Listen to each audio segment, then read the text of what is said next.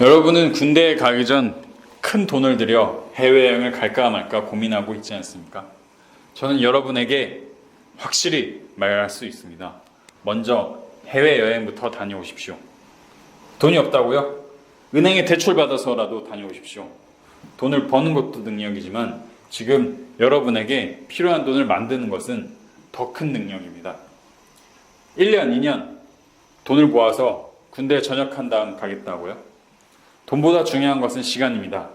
지금 해외여행을 가서 경험하고 오는 것으로 책을 써내고 군 생활에 적용해서 더 크게 성공하면 됩니다. 미래 당신의 사업에 적용하고 더 큰 돈을 벌면 됩니다. 저는 그렇게 했습니다. 저는 전역하고 멋지게 외국계 회사에서 일해보고 싶었습니다. 그래서 후보생 마지막 겨울방학인 4학년 때 호주로 인턴십을 먼저 다녀왔습니다. 그때 경험한 외국계 문화가 제가 취업할 때 큰 도움이 되었습니다. 제 영어 실력 향상에 도움이 되었습니다. 외국인들의 삶을 이해하는 데 도움이 되었습니다. 이제는 그 경험이 제 사업의 아이템이 되었습니다. 얼마 전 SNS에 제가 같이 근무했던 소대원이 호주로 인턴십을 간다는 글을 올렸습니다. 저는 그 소대원에게 매일 말했습니다. 전역을 하면은 빚을 내고 아니면은 어떻게든 돈을 마련해서 해외여행을 먼저 다녀와라. 반드시 전역하자마자 다녀와라 라고 말했습니다. 저는 정말 수백 명의 소대원들한테 그렇게 말했지만 정작 실천한 사람은 얼마 전 SNS에 올린 그 친구 한 명뿐이었습니다. 나머지 사람들은 지금도 현실에 팍팍하게 살면서 언젠가는 해외에 나가겠다고 꿈만 꾸고 있습니다. 그들이 대체 언제 해외에 나갈 수 있을까요? 언제 해외 경험을 해볼 수 있을까요? 젊어서 시간과 돈이 있을 때가 아니면 가족이 생길 때일까요? 가족이 생기면 더 어렵습니다. 지금 하지 못한 사람은 그때도 하지 못하는 거기 때문입니다.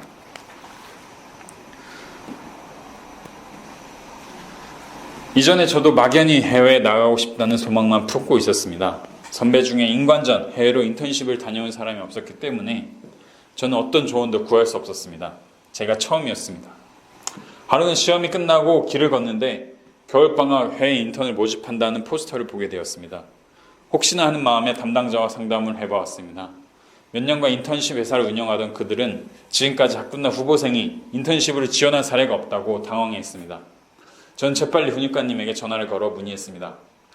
충성, 후보생, 훈육관님께 용무가 있어 전화드렸습니다. 훈육관님 겨울방학에 인턴십이 있습니다. 제가 다녀와도 될까요? 그러자 훈육관님은 그동안 사례가 없었다면서 고민하셨습니다. 저는 재빨리 이렇게 덧붙였습니다. 훈육관님, 저에게는 정말 큰 기회입니다. 인관 일정에 문제가 되지 않도록 하겠습니다. 믿어주십시오.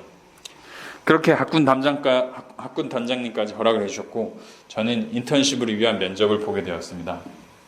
현지 외국인과 온라인 화상회의를 통해 저는 합격 메일을 받았습니다.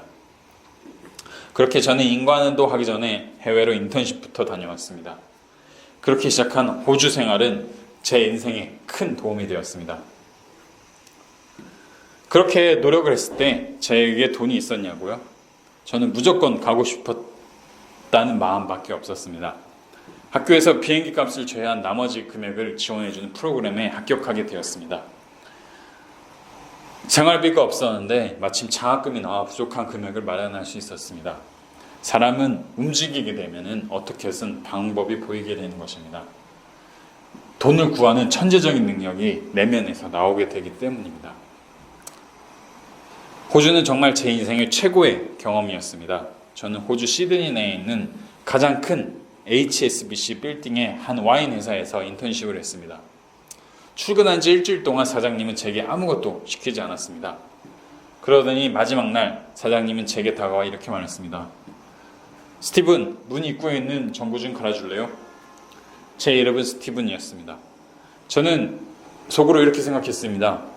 와, 일주일 만에 시키는 일이 고작 전구 갈기라니.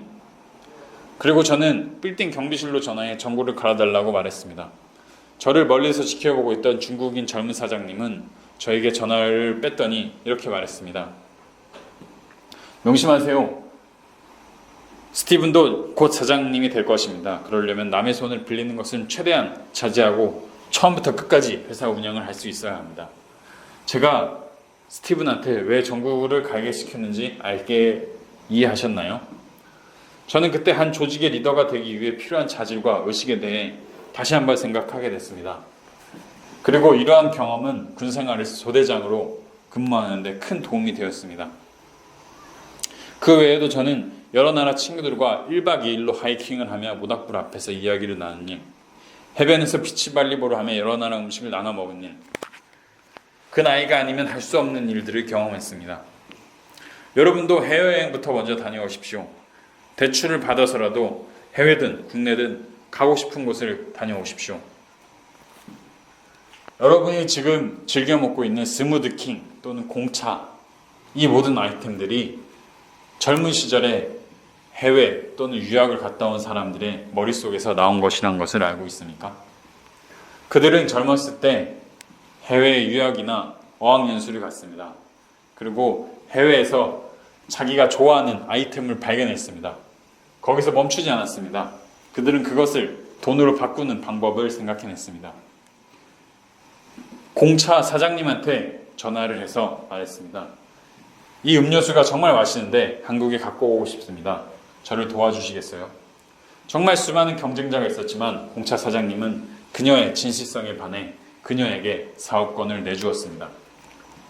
여러분도 해외에 다니다 보면 여러분에게 맞는 사업 아이템을 반드시 발견할 수 있습니다. 와, 이거 한국에 가져오면 정말 장사 잘 되겠다. 그렇게만 말하지 마십시오. 여러분 직접 가져와서 장사를 하시고 파십시오. 여러분도 한 기업의 사장이 될 수 있습니다.